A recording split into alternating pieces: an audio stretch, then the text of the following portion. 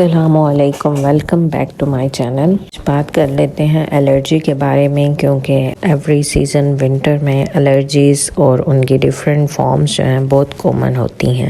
یہ الرجی کو سمجھنا بہت ضروری ہے اور اس پہ ہماری اور بھی ویڈیوز آتی رہیں گی، so kindly keep watching my channel and subscribe my channel. Immune system کے بارے میں تو آپ جانتے ہیں، امیون سسٹم ہماری باڈی کا مدافعتی نظام ہے، یعنی ہماری باڈی کا جراثیم یا نقصان دہ چیزوں کے خلاف لڑنے والا سسٹم یا نظام۔ الرجی دراصل ہمارے اسی امیون سسٹم کا اب نارمل رسپانس ہے کسی بھی نارمل چیز کے اگینسٹ، یا پھر کم ضرر اور بے ضرر چیز کے اگینسٹ ہمارا امیون سسٹم اب نارملی رسپانس کرتا ہے۔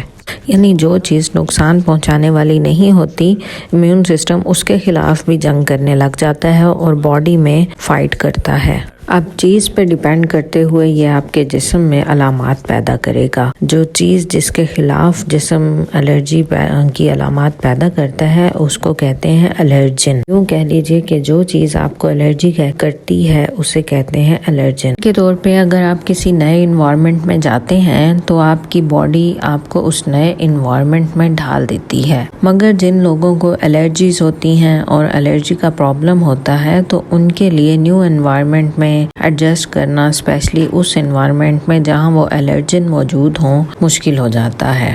ان کا امیون سسٹم اس انوائرمنٹ کو اپنے لیے تھریٹ اور خطرہ محسوس کرتا ہے اور اس کے اگینسٹ علامات اور ریئیکشن پیدا کرتا ہے۔ تو سوال یہ پیدا ہوتا ہے کہ الرجی ڈائگنوز کیسے ہوگی کہ آپ کو یہ الرجی کی علامات ہیں؟ اس کے لیے ظاہر ہے آپ کو ڈاکٹر کو وزٹ کرنا ہوگا۔ ڈاکٹر آپ کو آپ کی علامات پوچھیں گے، آپ سے ہسٹری لیں گے، آپ سے ریسنٹ کوئی نئی چیز استعمال کرنے کے بارے میں ہسٹری لیں گے، اور ڈاکٹر ہی پھر آپ کی ہسٹری اور سمٹمز کو کوریلیٹ کر کے یہ ڈائگنوز کریں گے کہ آیا آپ کو الرجی ہے یا کوئی وائرل انفیکشن یا کوئی اور مسئلہ ہے۔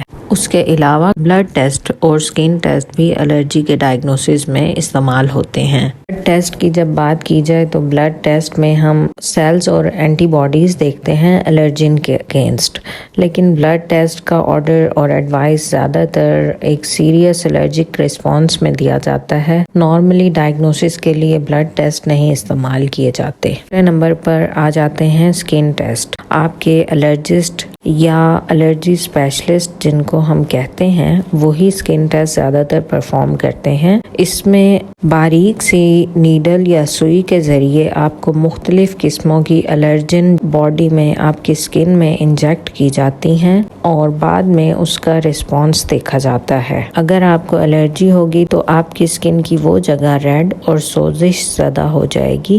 الرجسٹ پھر ڈائگنوز کریں گے کہ آپ کو اس چیز سے الرجی ہے۔ اس کے علاوہ کچھ اسپیسیفک ٹیسٹ بھی ہوتے ہیں الرجی ڈائگنوز کرنے کے۔ مثال کے طور پہ گندم کی الرجی کے ڈائگنوسس کے لیے الگ ٹیسٹ ہیں، نیزل الرجی ڈائگنوز کرنے کے لیے الگ ٹیسٹ ہیں۔ بہرحال جو میجر کامنلی یوز ٹیسٹ ہیں وہ یہی دو بلڈ ٹیسٹ یا سکن ٹیسٹ ہی ہوتے ہیں۔ اب بات کر لیتے ہیں کہ ان سے بچا کیسے جائے۔ الرجی سے بچنے کا کوئی طریقہ نہیں، ہاں مگر اس کی علامات سے آپ بچ سکتے ہیں۔ جی ناظرین، میں کہنا یہ چاہتی ہوں کہ اگر آپ کو کسی چیز سے الرجی ہے تو وہ الرجی آپ ختم نہیں کر سکتے، مگر اس الرجی سے جو علامات پیدا ہوتی ہیں وہ آپ اس چیز سے بچ کر سکتے ہیں۔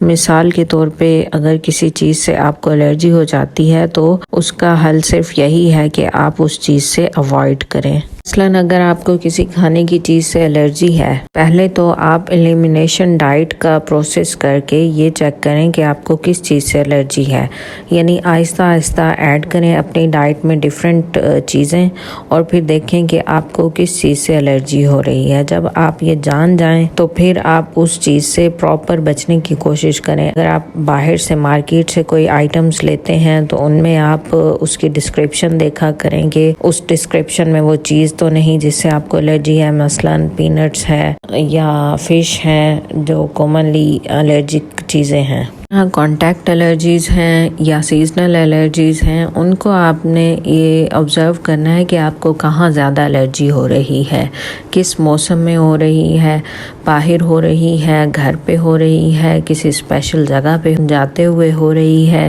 یہ سب آپ نے آبزرو کرنا ہے اور دیکھنا ہے کہ آپ کی علامات کب زیادہ بری ہو جاتی ہیں، اور پھر آپ نے اسی چیز سے بچنا ہے۔ جب تک آپ الرجی کو پراپر اسپیسیفائی نہیں کریں گے، آپ کی زندگی میں سکون نہیں آئے گا اور آپ اس الرجن سے بچ نہیں سکیں گے۔ پن پوائنٹ کریں اپنی الرجنز کو اور پھر ان سے بچنے کی پوری حد الامکان کوشش کریں۔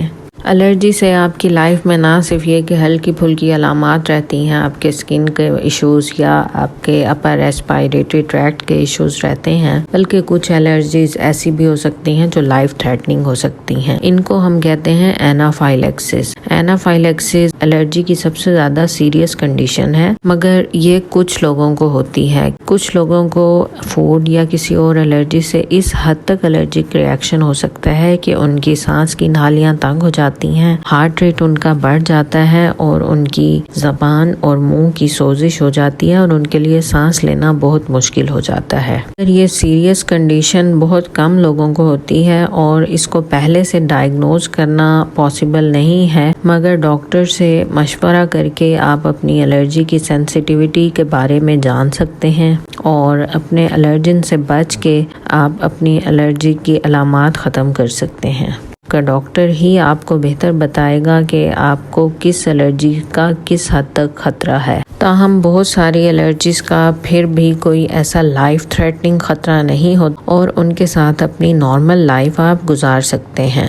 تھوڑی بہت جو علامات پیدا ہوتی ہیں ان کے بچنے کا وہی ایک اوائیڈنس ہی واحد حل ہے۔ سو اپنے ڈاکٹر اور الرجسٹ سے مل کر آپ اپنی لائف کو الرجی سمٹم سے بچا سکتے ہیں۔ سو کانٹیکٹ یور الرجسٹ اور ڈاکٹر۔